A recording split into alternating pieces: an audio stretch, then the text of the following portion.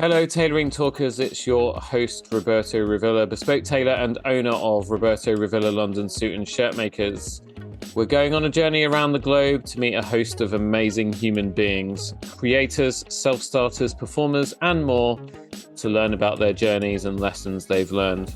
They share their top tips and life hacks to guide you on the path to success. Please support the show by subscribing, and it helps so much if you take a few seconds to rate and review. We're talking music and marketing today with my guest, who's on a mission to help society shift into a healthier and happier collective. Growing up in the car industry, she witnessed her grandfather's success through community building and became interested in marketing. She's most passionate about helping women and other entrepreneurs unlock their full potential. And when she's not working with clients, she's focused on building her music business, currently producing a new EP due out later this year. Tailoring Talkers, please join me in welcoming the amazing Courtney McKenna to the Tailoring Talk Show. Courtney, how are you? I'm well. Thank you for the kind introduction. How are you today? I'm great because I'm here with you. And also, I kind of feel like sort of slightly not worthy because you're just so multi-talented. And you're not just multi-talented, you're like a 100 in every single thing that you do. Oh, man. I also would really love to find out how you bend time to your will to fit in everything that you do, because I've just taken the wraps off the YouTube channel that has been long dormant 2 weeks ago, and even making a 60-second short takes an inordinate amount of time. So I have no idea where you get the time to film music videos and do all this location stuff and so on. But anyway, we'll get into all of that. Yeah. So you are in California? Yep. I live in Manhattan Beach, so just about 15 minutes south of LAX. If you've traveled through Los Angeles, you've probably flown through LAX. Yeah. I haven't been that far in the States. I've made it as far as, I'm trying to think actually, I think Boston might be the furthest in that I've gotten to. So very East Coast. Yeah, it's pretty east. Yeah, it's pretty east, exactly. So, and Boston's still on the coast, right? I need to look at a map. Yeah, it's above New York. So I think it's 4 hours above New York. Yeah. I went there a few times for work when I was living in the city. Yeah, Boston's cool. I really like Boston. But it's my goal one day to fly to California, spend some time on the West Coast, and then either cycle or motorbike or drive from one end of your country to the other and just explore. I actually know some people that could help you make that dream possible. So you'll have to let me know when you're starting to plan your trip. Oh, see, there you go, listeners. This is the power of a close-knit podcasting community. So, Courtney, music and marketing, you're passionate about both. And I want to just kind of take you back, if I may, to when you were young. Obviously, you had some challenges growing up with your father's situation. Yeah. How did that kind of impact your childhood? And what you discovered music, and you kind of used that to sort of as a coping mechanism, I guess, and then that developed into a passion. But just kind of take us back there, if you will. And I'm really, really sorry to put a downer on this before we. No, you know what, I think it's important to talk about, because especially when you're dealing with addiction, and it's even, as a kid and all throughout high school, I never thought I could talk about it. My parents were divorced when I was 5. So we spent time, my sister and I, going back and forth between my mom's and my dad. And my dad still lived in California. My mom moved out to Arizona. So, it was every time that people would go and do fun stuff over the summer, we would go see my dad, and it was exciting because we got to see dad, but it didn't really set in until, like middle school, high school, I'd say, that things were getting dramatic. Let's just put it that way. I think I remember vaguely my parents fighting. I was just actually writing a song about this more recently because, sometimes when you experience things when you're younger or in your past and it's not very pleasant, we block those memories out. Yeah. And so sometimes it's hard to really remember if it was an actual memory or like a dream, Um, By the way, but Courtney, yeah, sorry to, I totally get where you're coming from yeah. because I had a difficult childhood and upbringing. And I talked about this on the Lemonade Stand podcast with Heidi. Mm, And I've never actually listened back to that episode. And if Heidi Aldridge is listening, I owe you a huge apology because I've done you a disservice. But mm, it wasn't alcoholism, but there yeah, was physical abuse and abuse of other kinds as well. And I know exactly what you mean. It kind of sometimes your memories are so visceral, but there's this kind of paradox. Because although your memories are so visceral, there's also part of your brain that is questioning all the time, like, did it really happen? yeah, And what yeah. made it worse for me was that my mother wasn't very supportive because when I brought these things up, Mm, she told me that it was all in my head. And that's 5 minutes after you've taken a beating, you're kind of thinking, I mean, like with disbelief, like what the hell are you yeah, saying, right? yeah, yeah. So yeah, so I know some of I'm able to empathize on some Yeah, level. I'm sorry to hear that. It's not easy. And that sounds like very similar to, typical traits of an alcoholic, which is that if you are constantly drinking, you're not only is your like logical brain for reasoning damaged just by nature of the drug, but it's, you can't actually recall what's real. So it's like whatever, a lot of people who do suffer with alcoholism just can create these wild stories and they actually believe that they're real because their brain chemistry is completely changed from the Mm, drug. So, you know, we spent a lot of time. I mean, I was the older, of my sister and I. So I think I really took I can't speak for her obviously, but my dad always treated me like I was his friend. So, you know, when I was growing up, I thought that that was like a really good thing because I just wanted to be close to him. But he would, tell us things about my mom, which were not true. And then my mom has always just done her best to, raise us in a safe way. But, you know, the she could only do so much because my dad, I guess, had a really good lawyer.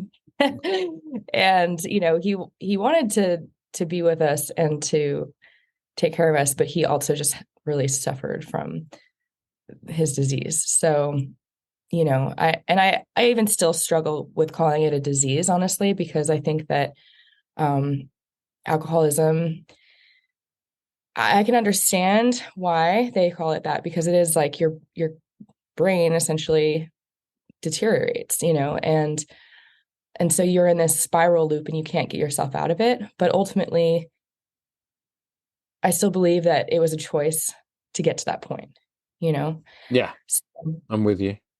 yeah. So, I mean, it's tough. I mean, a lot of especially like middle school, high school years were sort of really lacking in confidence because I never felt like I had the support from either of my parents. And even though my mom was trying the best, I still put a lot of like, I had a lot of feelings that were projections from my dad, and also, I don't know, he was terrible with money, as most addicts are. And so he was pretty successful, until he really became incapable of keeping a job and even working. Um, and so in my younger years, he would just give my sister and I cash. And my mom worked, she was a single mom working in nonprofit supporting both of us. So we didn't grow up very wealthy or anything like that. It was like, if my dad would give us money, then that would, that was a whole other thing that messed with my Yeah. head growing up. And, my dad came from a pretty well-off family. So, when we were spending time with, my grandpa or my uncle or something, it was like I got to see this whole world of like very lavish lifestyles, and then we'd go home and be with my mom, who had all of her love and, devotion that she could, but she was also working full time. So it was a struggle to navigate that, and then to feel like I was worthy, of Yeah. anything. I remember like one thing that I really had to get over, um, or work through, I should say. Getting over sounds kind of harsh, but um, when I always wanted to take singing lessons, and my mom grew up, we grew up going to church with her, Hmm. and so she would just be like, "Well, sing in church," and um, because we couldn't afford singing lessons, and so that was I did. I went to church every Sunday just for that reason. Even when I was in high school, because at that point I was like, I don't know about, you know, religion, but I want to sing, so I'm here. Yeah. And since then, I mean, my journey has taken me in all sorts of different places, but I was I've kind of come back to spirituality in my own way, and that I think has been a huge part of my journey, especially in the last like 3 to 5 years. So, um, yeah. You asked about my grandpa. I know Yeah. you were saying Yeah, you were because talking about. so were you how were you exposed to his business? Like was that because like my grandfather, Mhm. he had a huge like carpet business, and my mom and dad, they couldn't afford childcare, so they would just take me with them. And Yeah. so I was like 4 years old or something, kind of just wandering around these huge rolls of carpet in this massive store.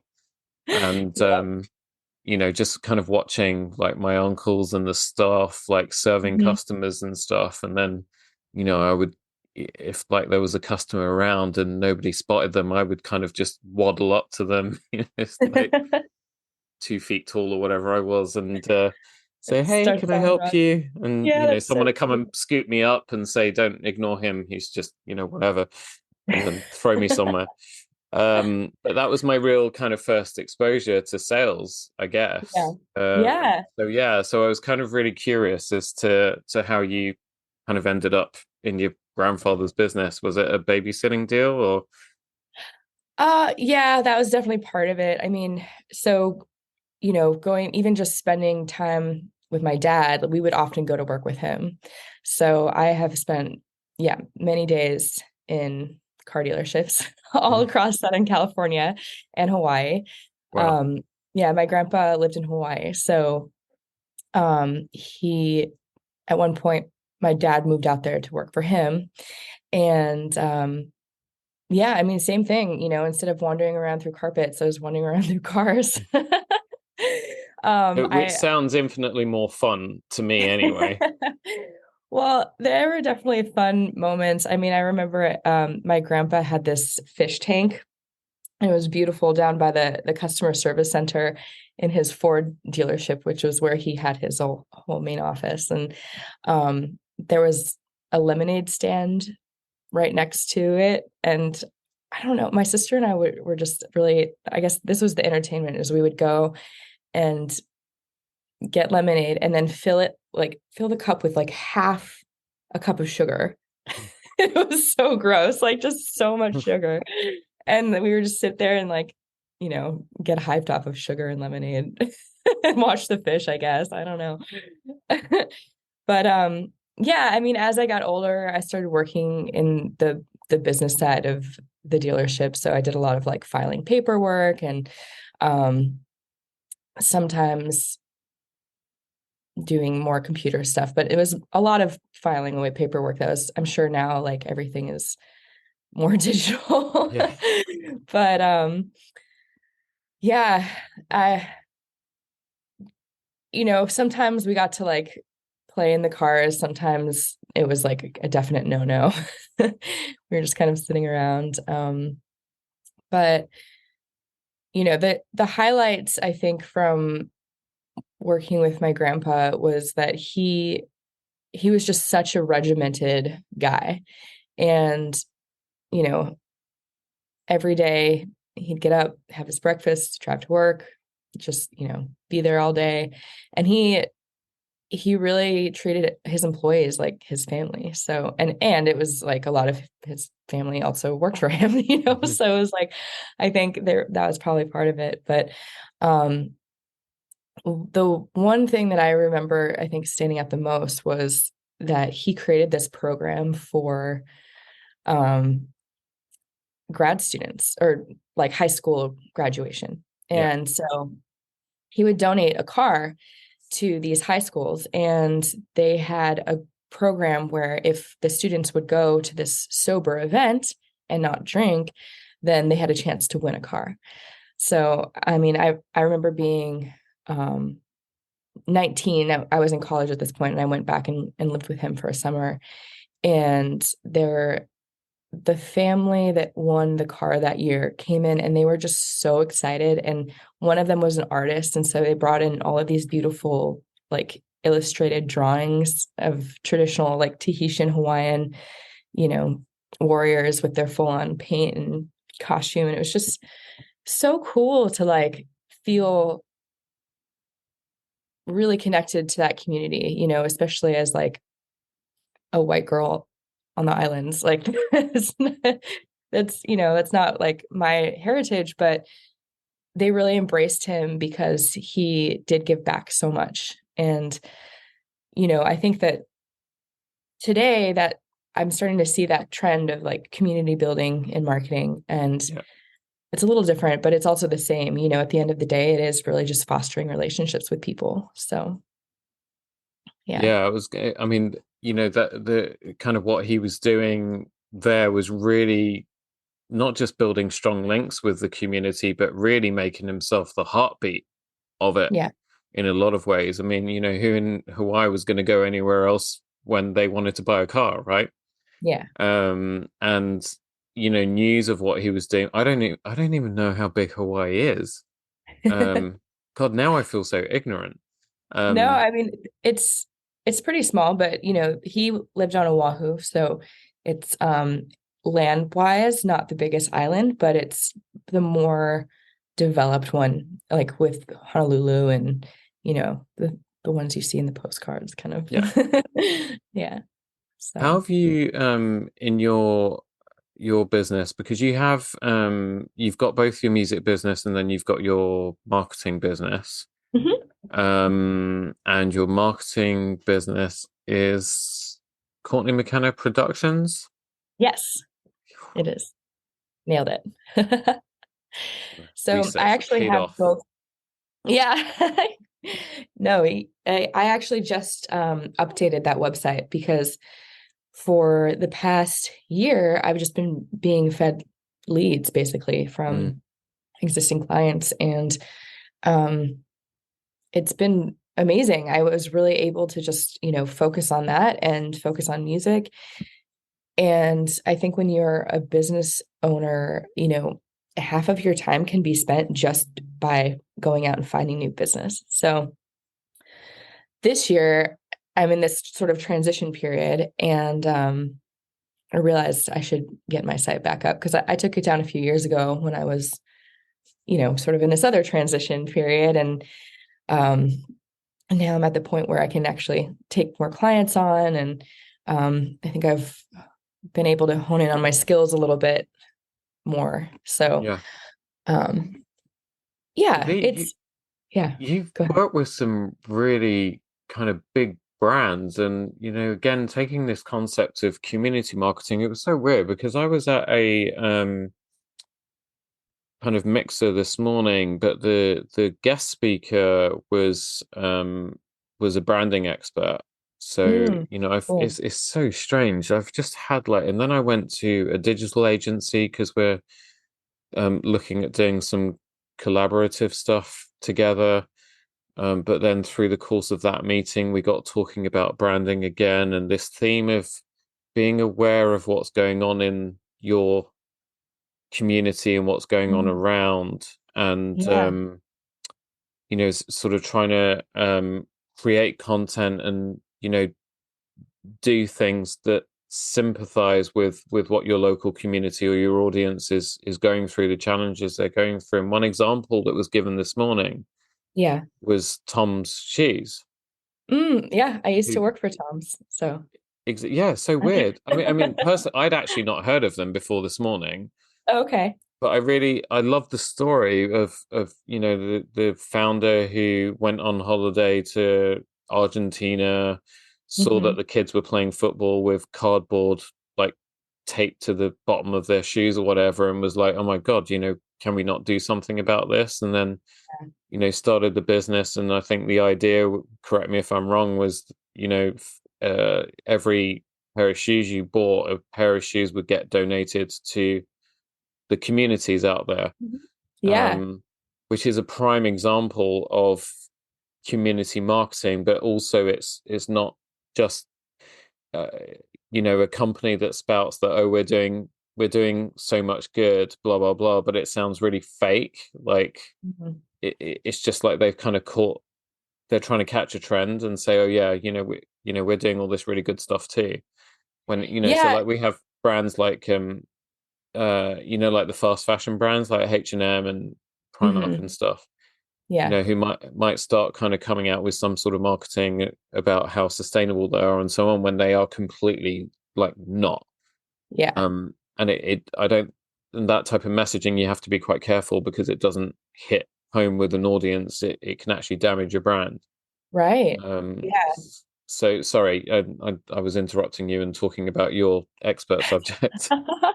No, no, I'm glad you brought this up because I think Tom's is like such a they were the ones who pioneered that one-on-one model. So buy one, give one. Sorry, the sun is really coming in strong right now. Like It's we've lots of setting, bleak yeah, out that's here. it's setting over here and it's Yeah, kind of coming up just over there. rising That's over so, here. yeah, exactly. That's great. Sometimes I Um, have to remember that it's the same sun. I'm just looking at, actually, different. no, we're looking at the same side of it. I don't know. I don't know how it works. Whatever. That is pretty crazy. It's the same sun. We're just different parts of the world. Yeah, yeah. Yeah. But yeah, Tom's is I really loved working there.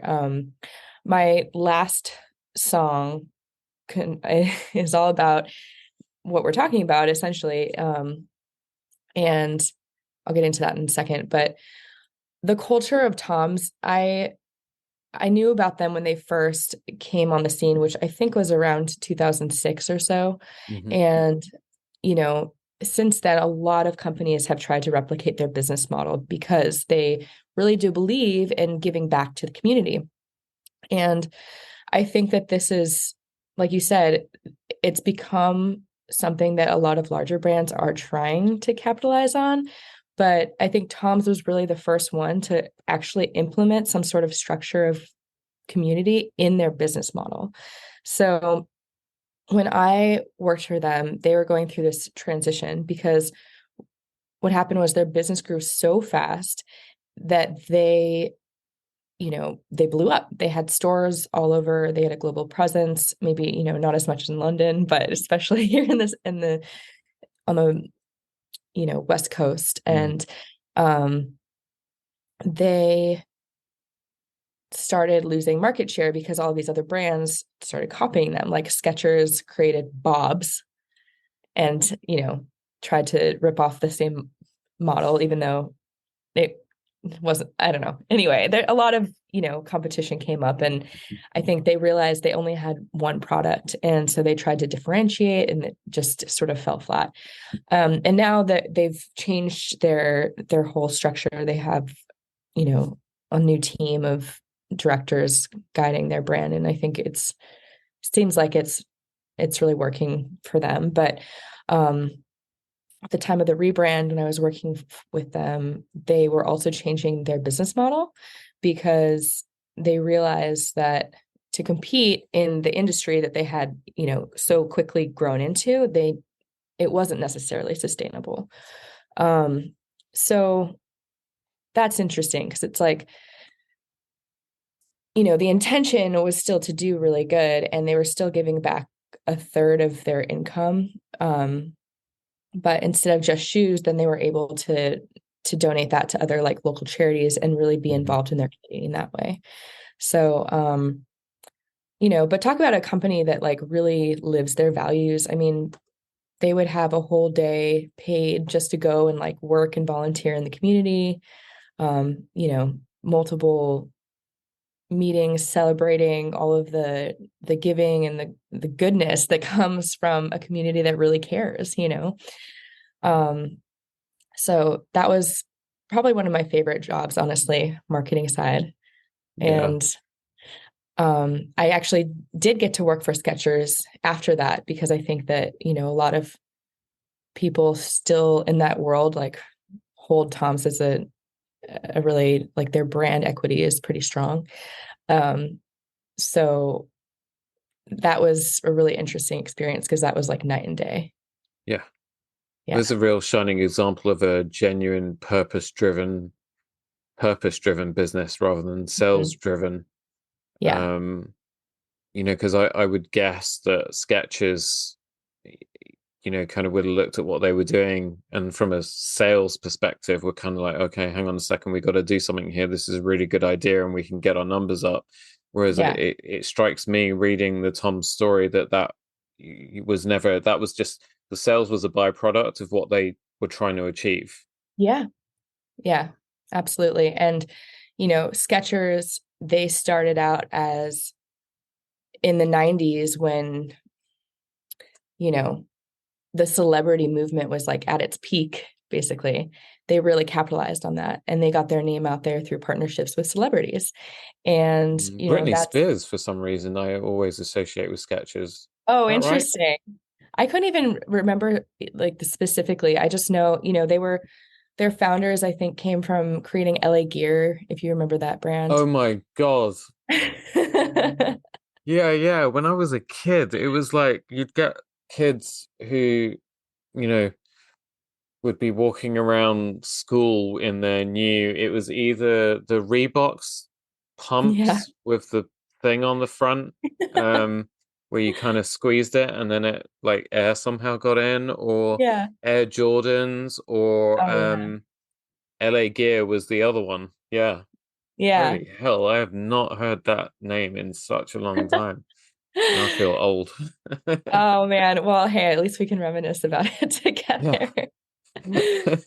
So, yeah, I mean, it's very interesting because I think the more, with each year that passes, I always am thinking about, okay, how can I be more intentional with my own life? And just looking at these two brands, even though it's like fashion, I think that this kind of applies to everything, is like how you start with your intention really sets up your future for, whatever it is that you want to achieve. So, Yeah. How yeah. do you, again, just sticking with the business side for a sec, how do you take, well, I suppose the principles are probably the same because you also say, or recommend that indie music artists should um, embrace community Mhm. marketing. Oh, yeah. Because for music artists, I mean, I don't imagine it's someone said to me when I first started the podcast, they said, what's it like, in terms of getting people to listen? And I was like, well, I kind of feel like when, like when I was a lot younger and I was acting, or a lot of my friends that were musicians, and, they'd book a show and then they would tell all their friends and family about it. It's like, come to my show, come to my show, come to my show. What are you doing on Saturday night? Come to my show. And it's like, listen Yeah. to my podcast, listen to my podcast, listen to my podcast. And then obviously the stage lights go up and you're kind of stood there, and then you're just trying to peer into the inky blackness beyond the stage to see who showed up. Yeah. It kind of feels like that. Um, so trying to apply community marketing where I've just been sort of doing all of this, education and listening to people talk about all this kind of stuff as it Yeah. pertains to business, then trying to translate that to how it relates to, or how artists can use it. Um, take me through the concept there. Yeah, I mean, I think that, just like a very surface level, um, what you're saying is the start of it, right?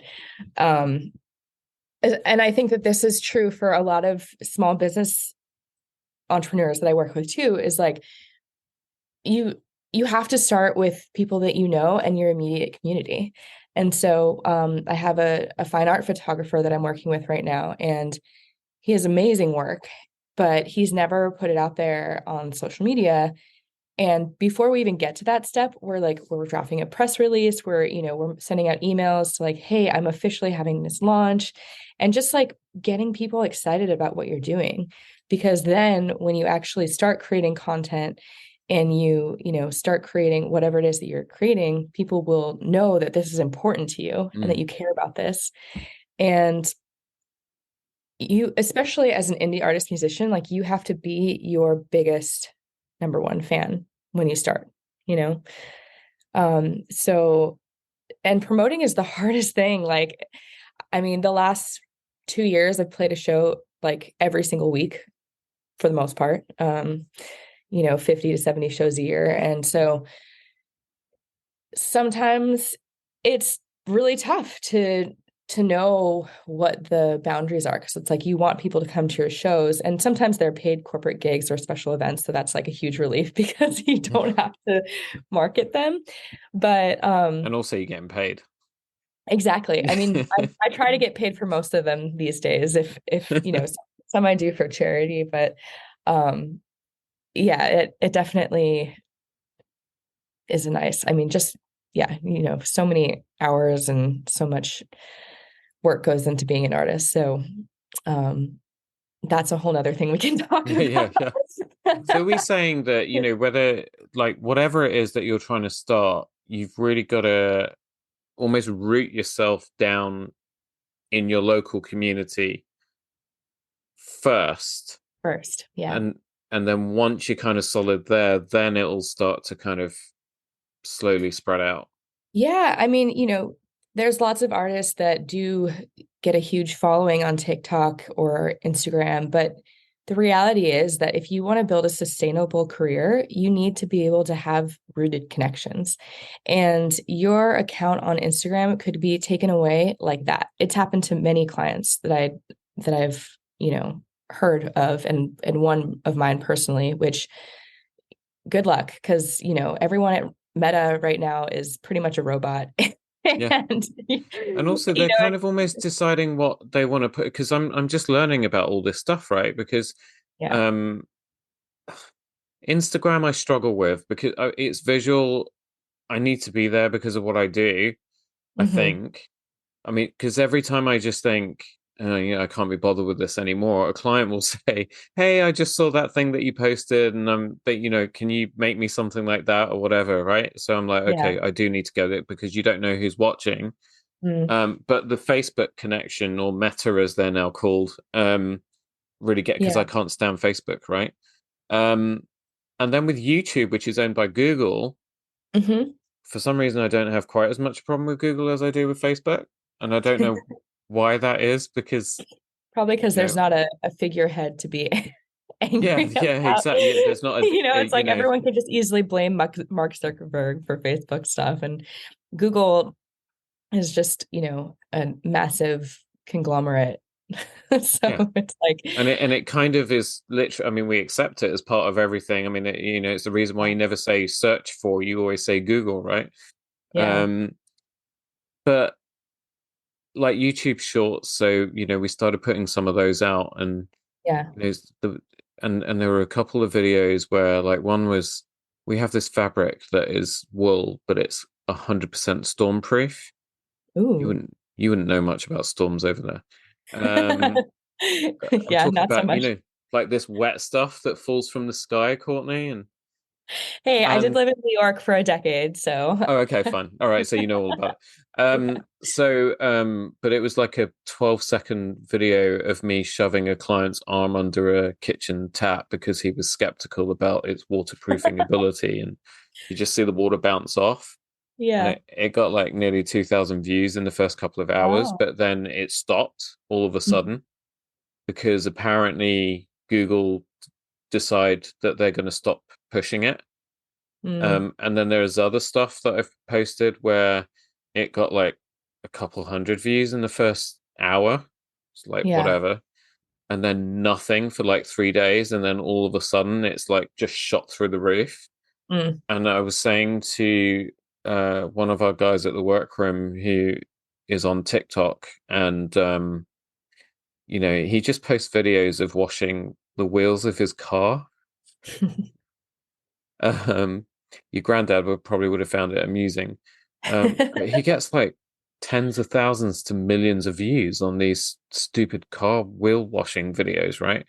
And I Yeah. said to him, so he was explaining about the whole, Google stroke YouTube stroke Meta will kind of decide through their algorithms, they kind of decide what they want to push at any point in time during the day and so on. And Yeah. as much as they can give you a boost at any time they choose to, they can also take that away from you, like in Yeah. the blink of an eye, which is why Yeah. consistency is really important in Yeah. everything you do. Um, the I would other thing say he said to me, he said, Bobby, people just want to look at stupid shit. I was like, but I don't do stupid things. I get that so much. And here's what my philosophy on it is that, I have never considered myself to be someone that chases trends. And for the last few years, I have found myself getting kind of swept up in this new phenomenon of reels because, of course, it came in like a wildfire at the moment when everyone was trapped at home and had not that much to do except for be on the online, So I think that there's a lot more talk about following the trends and serving the algorithm than there used to be. And I think that if you can create a strategy that is tied to your business goals and sustainable for you, Yeah, then you can build in that consistency and you can see what's working and what's not working. But the most important thing is that you need to build a strategy that's serving you and not Facebook, you know? And because you could exactly. be just chasing that all day long and it's like you might get some wins, you might not, but it's like you know, trading crypto or something. Like I don't know. Then maybe that's not the best example, but it's Oh God, no, it's not. I a didn't lot of put. financial advisors would say that that's gambling. So I'm Yeah, just gonna exactly. leave it Well, right there. and anyone listening to this, I will tell you right now, it totally is. I put a little bit in, Hmm. like, money that I could afford to lose, like it was a few Yeah. hundred, okay? And I remember one specific day I was on like a train, and it was probably like a day before it all went completely south. Oh And wow. so I'm on this tube ride and a subway ride, and in 30 minutes on that subway ride, I made 13, 14, 1500, Oh my right? gosh. Just going from A to B. So I got to get out the other end. The magic Yeah, tube. exactly. The magic tube. Um, and I check my phone and I'm like, oh, holy hell, that's awesome. I Wow. should probably cash out at this point and just Yeah, quit did while I'm you? ahead, right? But that's Yeah. exactly the same as being in, a gambling situation, right? Yeah. Quit while Yeah. you're ahead Yeah. because the house always wins. Yeah. And I was going into an event that I was late for, so I ran in, and then some other people were talking about crypto and stuff, and I was all of a sudden like I didn't have a clue about it. Yeah. Um, but I felt like I could suddenly join the conversation because I was like, yeah, hey, I just invested $500 this morning, and literally on the tube ride here, I'm like, Just full 3,000 up FOMO. or whatever. Yeah. And I walked out, and by the time I got home, about 4 hours later, it was pretty much all gone Oh because my that God. crash happened. So yeah, so Wow. anyone who's listening, it is totally gambling. But going back to what we were talking Building. about, Yeah. I think the problem is a lot of people, a lot of businesses, and I don't know if you find this with clients that you take on, you start working with, they have this perception that they need to try be on every single platform they can, and they need to try and find that magic thing that is going to make them go viral and is Mm, going to make them the next kind of overnight sensation. And yeah. maybe that's not the goal that they say outwardly, but it's the pressure that they put on themselves inwardly. Hmm. And, firstly, what they don't realize is the fact that, the media obviously amplifies these isolated cases Yeah. where, if it was commonplace, you would have millions of Ed Sheerans and, who's the that artist that I like who kind of did all this stuff in his bedroom and now he gets like 200 million views on every short that he puts Russ. out. No, Charlie Puth. Oh, okay. Yeah. He's great. I love his shorts as well because they're so real. Because he's like, it's Yeah. like you could see that he hasn't really, he doesn't seem to have changed. Well, and he probably has worked on it over and over and Oh over yeah. again. So that's a craft in its own. And I Hmm. think that that's any time that somebody goes viral, more often than not, it's not just like they did one reel and they went viral. It's like they've tried thousands of different things and thousands of different times. So I think you just have to really be honest with yourself and is like, is this something that I have the capacity to commit to? Because the second that you stop committing to whatever that part is in your strategy, it's going to fall flat. Like you said, and Yeah. we were talking about consistency. But then, I think the important thing that then we all lose sight of as small business owners is Yeah. really, are we trying to become the next internet sensation with our marketing? Are we Yeah. are we trying to get our message out there to the whole planet? Well, because Because it's I fun to think certainly, about, right? it is, yeah, Yeah. become a Yeah. celebrity or something. But really, I think if you to coin a phrase that I'm going to borrow from Liam Cole of Poppins Agency, because I was with him earlier today, and if he listens to this, I want to make sure he gets the credit that's due. Yeah. He explained it to me in a really simple way, and it was like you need to work out the pillars of your business, Yeah.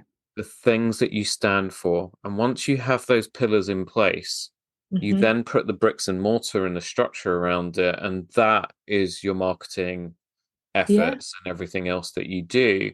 And Absolutely. if one of your pillars, like ours is to be in service of your customers, your community, Hmm. then who cares about the whole world knowing about you? That your Absolutely. content should and marketing should be driven by that principle, which is how can I best serve my audience, my customers, Hmm. and the Yeah. people around me, right? Absolutely. And I think, tying those pillars back to a business goal is one way to track. I mean, it should be the way. Yeah. You know, I think that social media is meant to be something that's fun and something that can potentially bring in new customers, potentially make sales, potentially nurture your audience. Those are the three pillars that, I would focus on, and then tying those three things to your business goals. Um, but at the end of the day, when we talk about community building, a lot of that can be done just through an email list or going out into the community and going to networking events. And, I know the term networking has like mixed connotations to it, but at the end, like, it doesn't have to be a really intense like traditional networking. It could be like going to a yoga class or a mixer with girlfriends. Anytime that I go out and I'm meeting friends of a friend, I talk about my business because I love it. And people are curious to know, what's the first question that you get when you're out? Like, oh, what do you do? It's like, I used to hate that because I had such imposter syndrome. I was like, I wasn't really owning the fact that I was a marketer, and I was really hung up on the fact that I wasn't doing music full time because that was like my biggest passion. Mm. And so it was really hard because I would get that question and I'd be like, well, I'm an artist. And then it's like, well, what do you mean? Like, what do you do for money? And it's Yeah. like, but that's not who I am, you know? And so it took a lot of work, self work, I think, to really be able to talk about it in a way that feels comfortable and that, you know, a way that feels exciting. And now I know, you know, how I help people. And so it feels really naturally when I talk about my work, natural. And I've even made, you know, potential business connections that way, Hmm. or, you know, gained a fan by talking about the art project that I'm working on. So I think community is not just online. I think online can help to amplify what you're doing and what your goals are. But, you know, it's really meant to be a tool. And at the end of the day, community is still made out of people. So it's like, how are you going to connect with those people? Yeah. No, absolutely. Wow. Yeah. There's And oh, no, sorry, go you ahead. go ahead. Well, I just was thinking about this earlier. There is a woman, I believe her record label is called Spirit House Records, but I'll have to follow up with that. If not, maybe you can put it in the show notes or something. But she did an entire tour. She's a musician, but also a medicine woman. And so she partnered with herbalists and different like energy practitioners, and or maybe just different holistic wellness people all across the country. And so when she did her shows, it was like in these community gatherings. And Yeah. so, you know, the people that were part of the community, they brought their friends and their community. And then it really became a tour of people that she got to meet that all had this shared value of something that she also did, you know? So just seeing it done that way has been really inspiring because I think so often, especially for indie artists, when we talk about touring, it's like out of the question unless you have a bunch of corporate gigs lined up to help pay for the costs, um, or you do house shows, you know, Yeah. and then in the case of a house show, then you're relying on the host to bring their community in.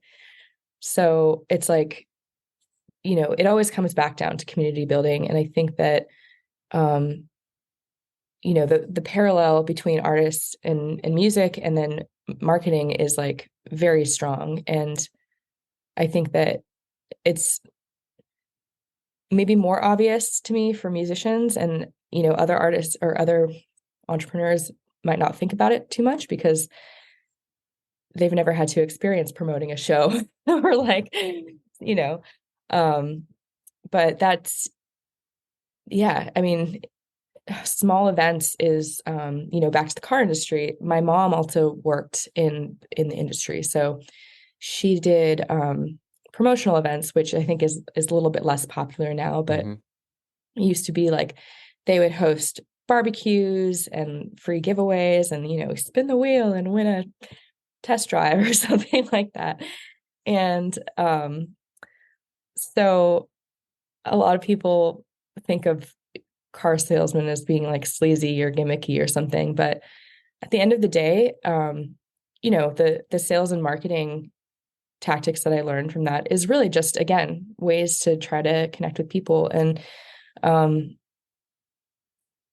I think the idea of like a car salesman getting a bad rap, I've known the idea of that, but I've never personally experienced it. You know, most people that I know that work in that industry are really hardworking and honest people. So, um, yeah, it's, I don't know if you wanted to get into more about community building, but Well, I mean, you know, it's really the important. one way that you also you've done it yourself is through your music Yeah.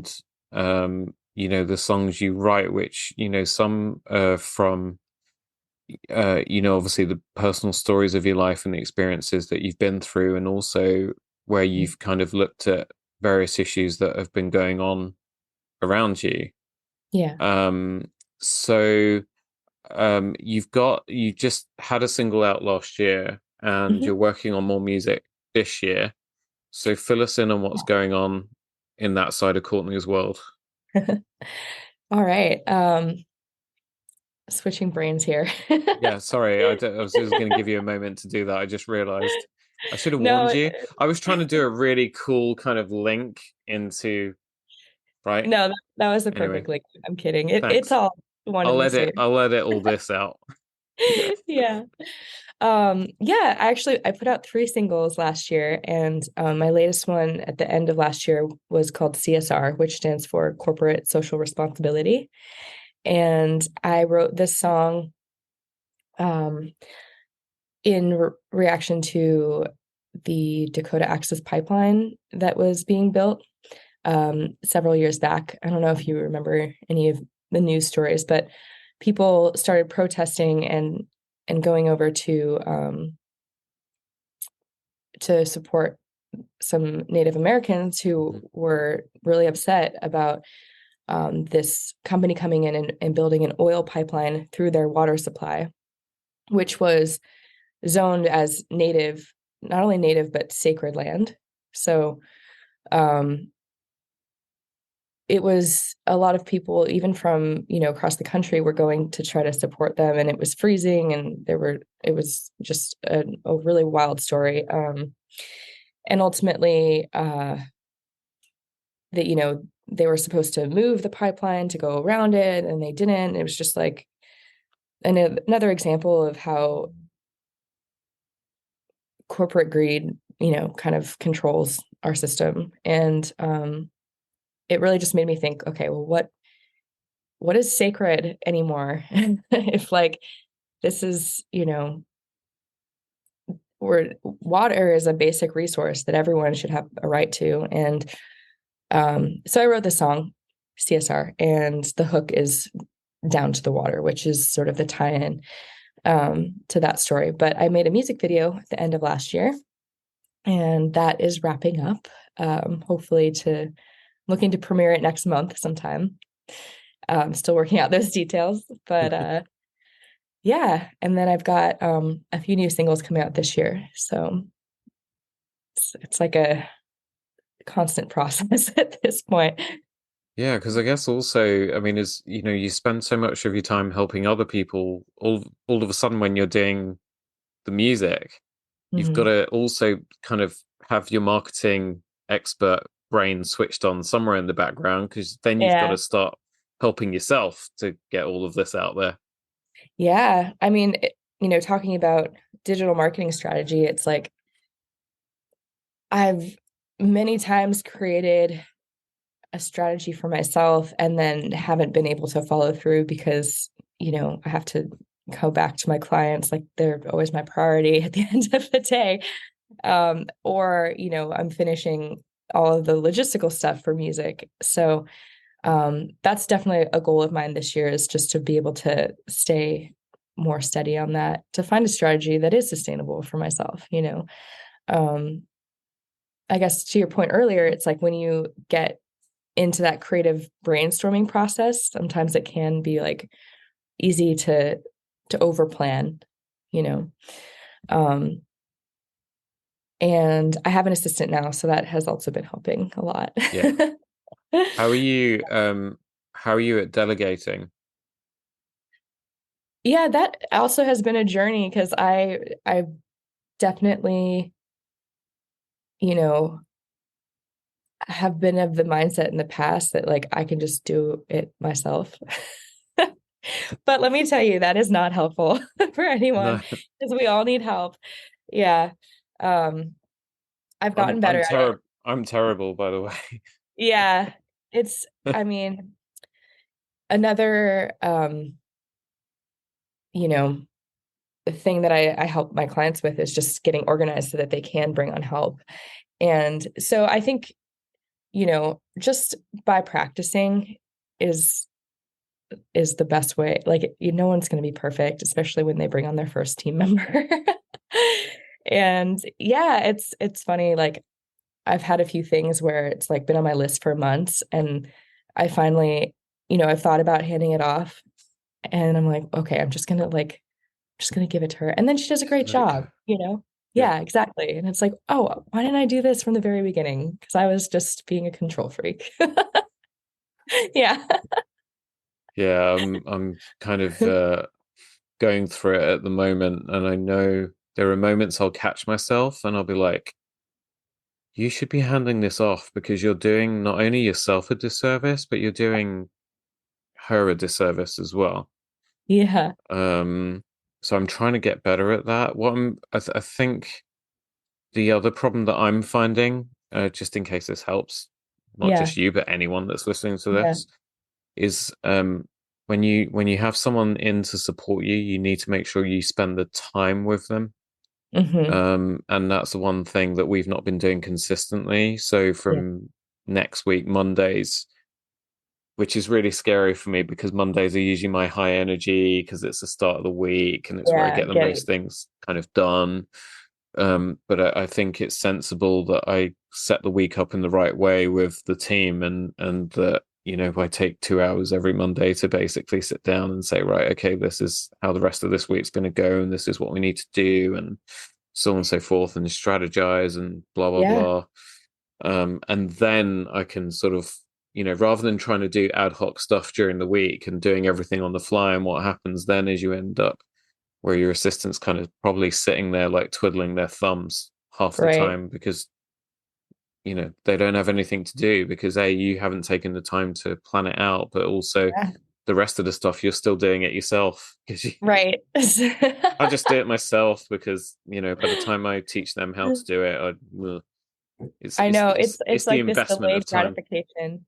Totally. And I think that comes back to branding too. It's like if you really take the time to get your messaging down straight and your pillars and your goals laid out, even though it takes time, ultimately you'll be saving time in the long run. And yeah, I meet once a week with my assistant, and it we used to meet on Mondays and we've switched to Fridays, Thursday, Friday.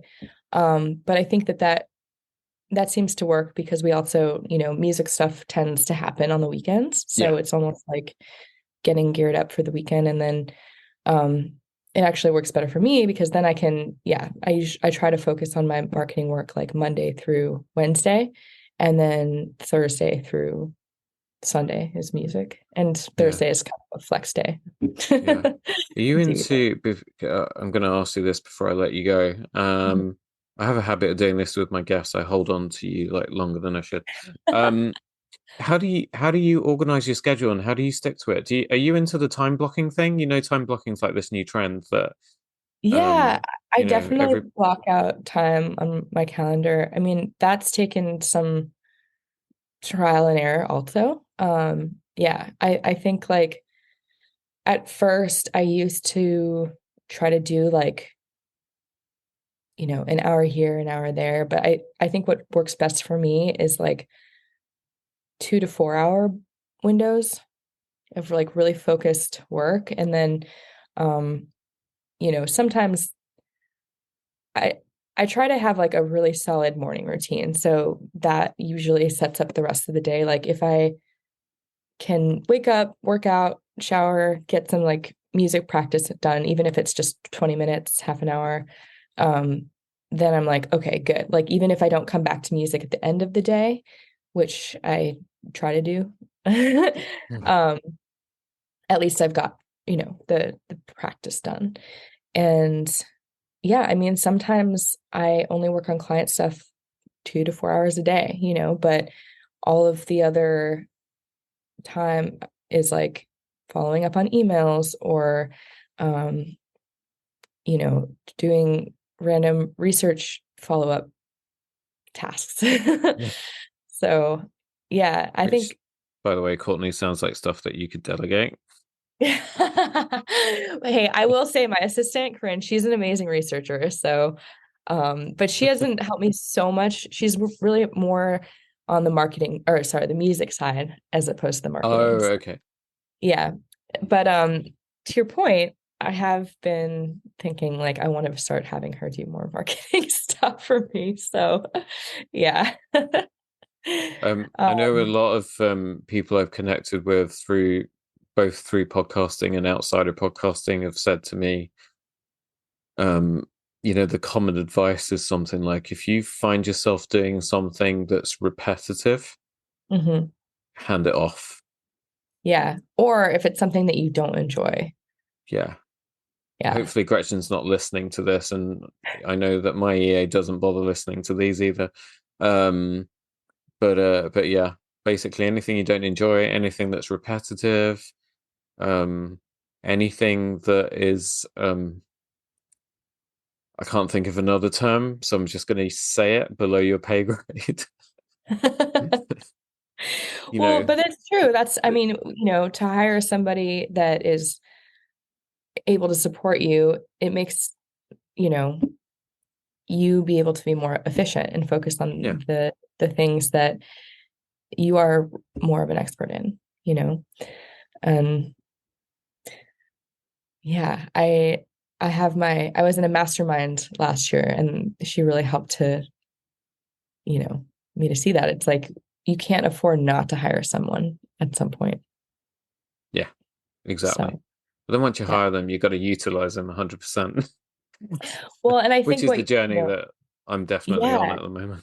and you're in what you're saying with like training and spending time, it's like yeah, it definitely takes time to get organized. And um now anytime that I am doing something new, I try to, kind of take notes of my process because it'll be easier to hand off as opposed to trying to go back later on Yeah. and remember the steps, Yeah, and which even there's something as simple as like I've done it a couple times and I should do it more, but um I use um I use Zoom mm, just to record myself, like the screen recording feature. So I'll just book myself a Zoom call with myself, and then I'll do a share screen and record the entire thing. And I'll be like, okay, so today I'm going oh, to that's show a good you idea. how I do this.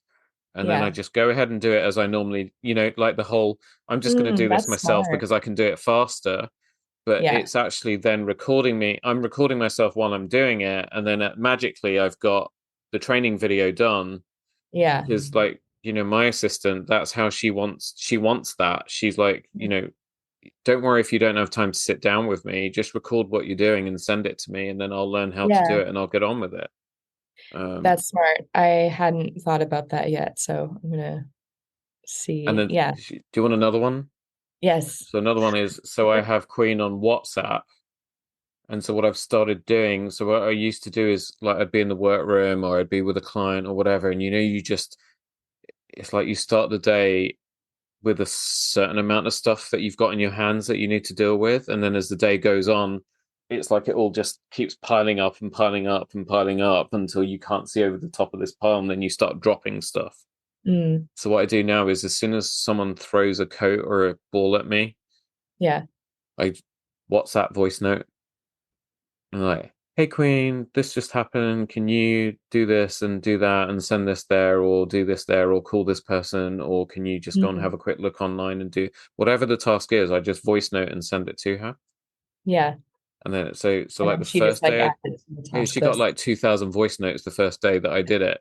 Um but she was like, "Oh, this is awesome. Great. Now I've got stuff to do, you know. Great. Yeah. Stop And her then from she can watching probably Netflix K-dramas." she can take your tasks and organize them and prioritize them. That's really Yeah, smart. exactly. There we Cool. go. Look, music, Yeah. marketing hacks, life hacks, assistant hacks, Efficiency. efficiency. Exactly. That's it. Courtney, thank you Cool. so much. Yeah, this is such a fun conversation. I was just about to ask, have you had fun today? And you It preempted me. was terrible. Yeah, I'm sorry. Um, you're not allowed back. No, but seriously, I had loads of fun too. Thank you so Yeah, much. And I will make sure I have all of your links in the show notes. So I've got your link tree. great. And you'll be able to, I'm talking to all of you at home or wherever you're listening to this now, you'll be able to click on that in the show notes and you'll be able to check out Courtney's music. If you're interested in working with her, you'll be able to book a session she does a marketing strategy session as well, where she kind of works out if, you're going to be a good fit together and if she can Yeah. help you. But that'll all be in the show notes for you. And Courtney Can I will add be that? in touch with me, I'm sure, when she's got Yeah. some whenever she's got new music coming out. because we'll get connected everywhere else, and I'll make sure that I share that too. Absolutely. Awesome. And I was going to say, if your listeners want to take a screenshot of where they're listening and tag us on Instagram and let us know what they learned from today's chat, I would love to know. Oh, awesome. Yeah, make sure you do that. Cool. Brilliant. Courtney, thank you so much. Thank you all so much for joining Courtney and I today. Hit the share button to send this podcast on to someone you know who could benefit from the things we discussed. You can find Tailoring Talk on Instagram at Tailoring Talk Podcast for updates on new episodes, and I love your feedback. So email me, tailoringtalkpodcast@gmail.com. If you want to support the show further, you can buy me a coffee at buymeacoffee.com/Roberto Rivilla. Please remember to rate and review. Have a great week. Be good to each other, and I'll see you on the next one.